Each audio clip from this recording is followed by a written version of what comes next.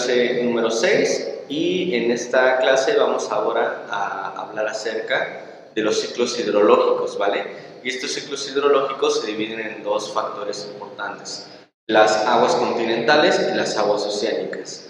¿Qué vamos a entender por aguas continentales? Son las aguas que se encuentran dentro de los continentes, ¿vale? Como algunos ríos, lagos, lagunas. ¿Okay? Entonces entendemos que la ciencia que estudia es una ciencia auxiliar de la geografía, que estudia todo lo que tiene que ver con los lagos, con los mares, es la hidrografía, ¿vale? La hidrografía nos va a ayudar a estudiar estos componentes. ¿Okay? Y bueno, para empezar habría que definir que estas aguas continentales, como decíamos, son las que se encuentran dentro del continente, sobre los continentes. ¿Okay? Entonces, tenemos acá que en México hay dos tipos de río, los que desembocan en el Golfo, es decir, en esta área que se encuentra sobre Veracruz, Tabasco, Tamaulipas. Toda esa área es un accidente, de hecho es un accidente geográfico, ¿vale? Entonces, esas aguas desembocan, ¿vale? Principalmente desde las altas montañas hasta el mar, ¿ok? Entonces, después tenemos las que desembocan en el Pacífico, ¿vale? E incluso, pues, el caudal, es decir, es más reducido. Hacia el Golfo de México vamos a encontrar ríos que son más caudalosos, incluso son ríos más anchos, y hacia el Océano Pacífico son ríos que son un poquito menos estrechos y por lo tanto menos caudalosos. ¿Okay? Entonces, aquí también tenemos que definir la diferencia entre lagos y lagunas, ¿vale?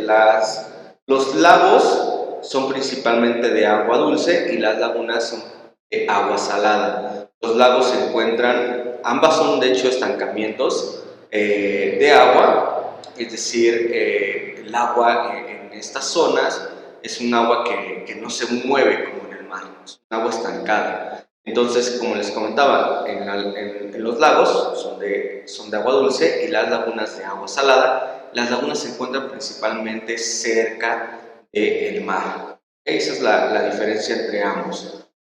Y hablando de esto, estas lagunas pues suelen surgir por la afluencia pluvial, ¿vale? Esta afluencia pluvial nos referimos a cuando llueve, y entonces la afluencia pluvial va a surgir desde la lluvia, pero también estos lagos o lagunas se encuentran de alguna forma abastecidos por aguas subterráneas.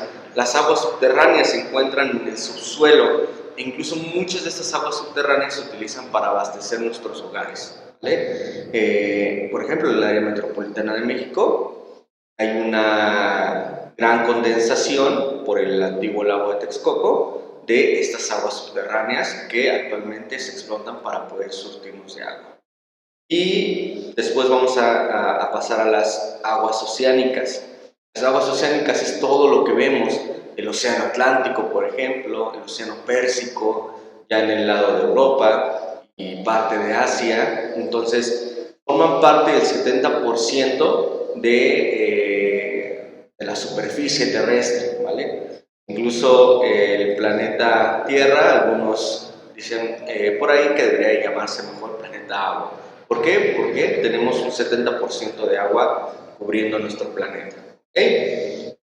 Las aguas oceánicas, por su composición, suelen ser saladas. Cuando hablamos de aguas oceánicas, vamos a encontrar que su composición es salada. Hay algunas características que comparten todos los océanos. Esta salinidad que les comento, la densidad, es decir, al tener mayor sal el agua, pues es más densa. ¿Okay? Después la temperatura, esta temperatura pues puede variar según la latitud. Hablábamos que la latitud es en donde nos encontramos dentro de un punto geográfico.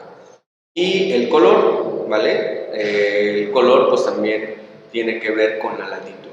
¿Okay? Entonces, les comentaba, estos accidentes geográficos se pueden dividir en los siguientes: los mares, Los golfos, que son grandes entradas de mar hacia el interior, como el Golfo de México, lo podemos ubicar por ejemplo en un mapa, y las bahías, que son grandes extensiones de agua que entran un poquito más hacia la placa continental, es decir, hacia la Tierra.